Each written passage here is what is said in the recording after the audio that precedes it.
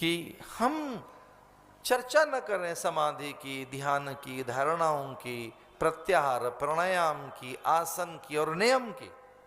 ये 8 अंग हैं योग के। बोले केवल हम चर्चा करें यम की, और यम का अर्थ है सत्य, अस्तेय, अपरिग्रह, अहिंसा, ब्रह्मचर्य। ये 5 चीजें आपके पास नहीं है, सत्य, अस्तेय, ब्रह्मचर्य, अपरिग्रह, अहिंसा। ये 5 चीजें सिद्ध नहीं हुई हैं आपकी, तो कोई योग सिद्ध नहीं होगा आपका।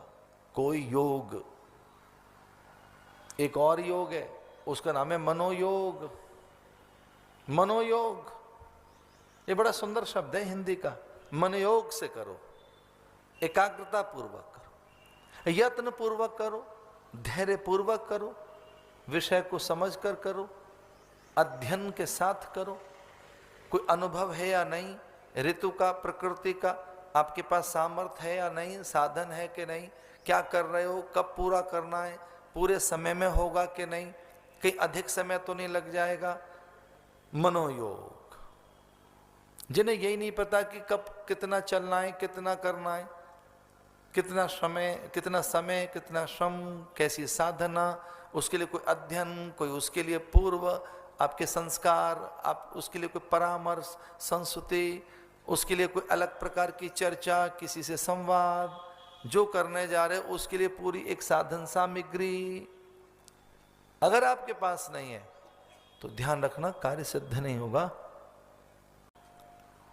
देखिए, एक निरंतर आप में एकाग्रता बनी रहे, चित्त की वो सारी 5 वृत्तियां जिनमें क्षिप्त, विक्षिप्त, मूढ़, एकाग्र और निरुद्ध, जब तक ये हाथ नहीं आएगा, जब तक पूरा आपको अंतःकरण आपका समझ नहीं आता है, तब तक चीज हाथ नहीं आएंगी, वो जो बहुत महंगी हैं वो स्थितियां।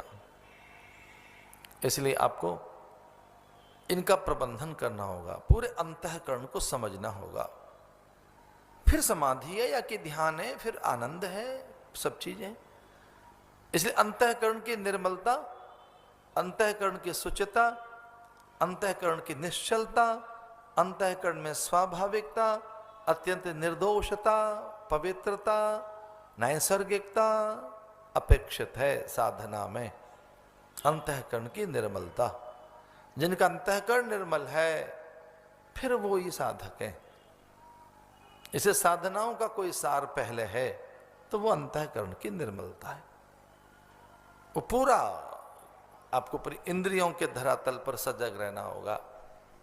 पूरा के मन और इंद्रियों की किस तरह की एक संलग्नता है, मन इंद्रियां किस तरह से किसी एक विषय के आसपास, किस आकर्षण और किस पदार्थ के आसपास आपको खींच के लाती हैं, और कैसे निरंतर एक पदार्थ की प्रियता आप में बनी रहती है, निरंतर एक ही विषय आपके आसपास रहता है।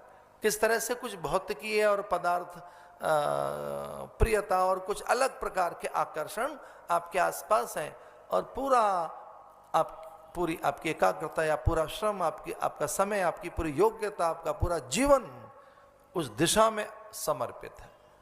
पूरा जीवन कुछ आकर्षणों में, कुछ ही तो आकर्षण है जो हमें खींच रहे हैं। यहाँ मान है, यहाँ सम्मान है, यहाँ सुंदरता है, यहाँ पर बहुत अर्थ है, और यहाँ तो बड़ी वस्तुएं हैं, तो मन उधर दौड़ कर जाता रहता है, उन्हीं विषयों की वो परिक्रमा करता रहता है। आंखें बंद करें तो वही है।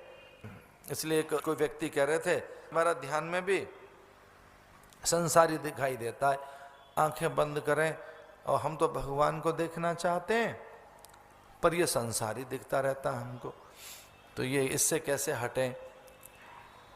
तो इसका तो सीधा अर्थ यही है कि आंखें बंद करके भी जो आपको दिखता है, इसका अर्थ है कि जिसका बहुत आपने अभ्यास किया है वही दिखता है। तो इतना अभ्यास कर लिया हमने संसार का, हम इतने अभ्यासी हैं या इतने अभ्यस्त हैं हम इसके, हम इतने ज़्यादा इनमें जुड़े हुए हैं